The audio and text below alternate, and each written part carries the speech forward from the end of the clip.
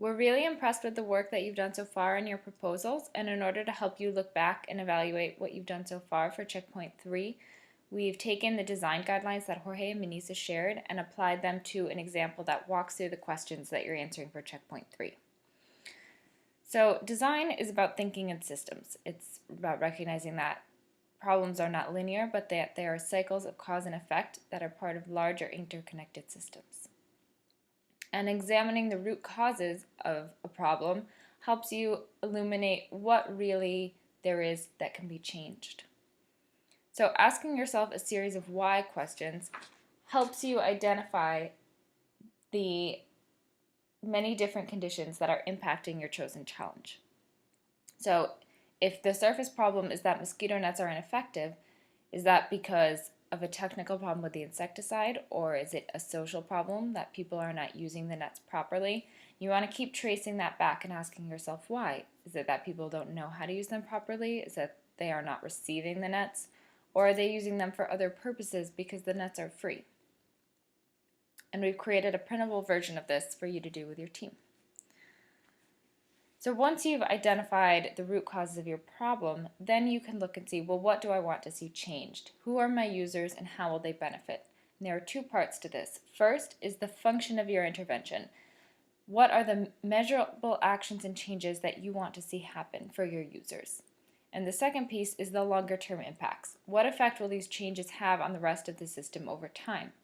So if we look at an example, we see that we want children to have and use bed nets regularly, with the long-term impact being a reduction in number of children contracting malaria.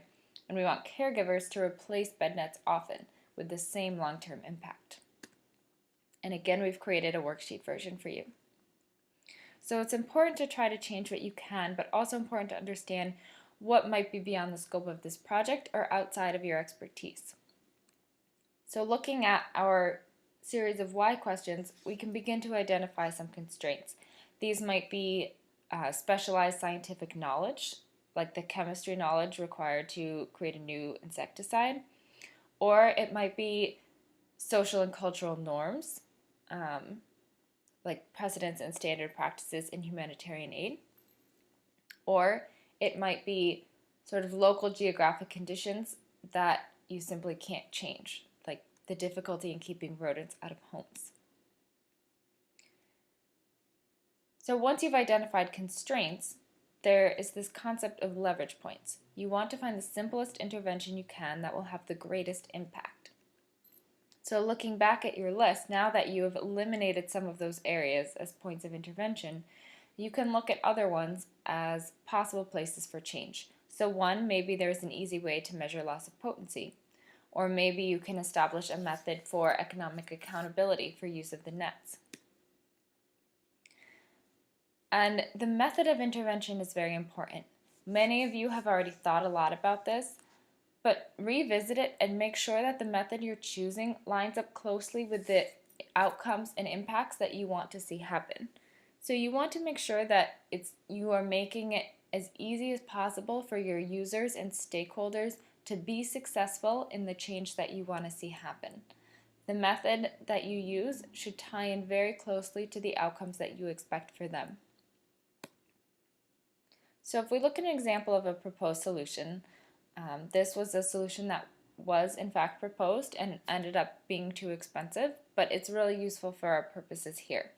So the solution was to integrate a dye that changes color as the insecticide decays.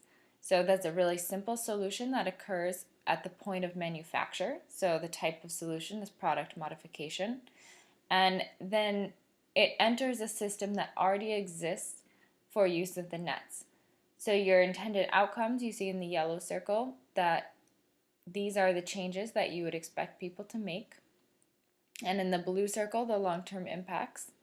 And then in the outer gray circle, you see your primary users and stakeholders.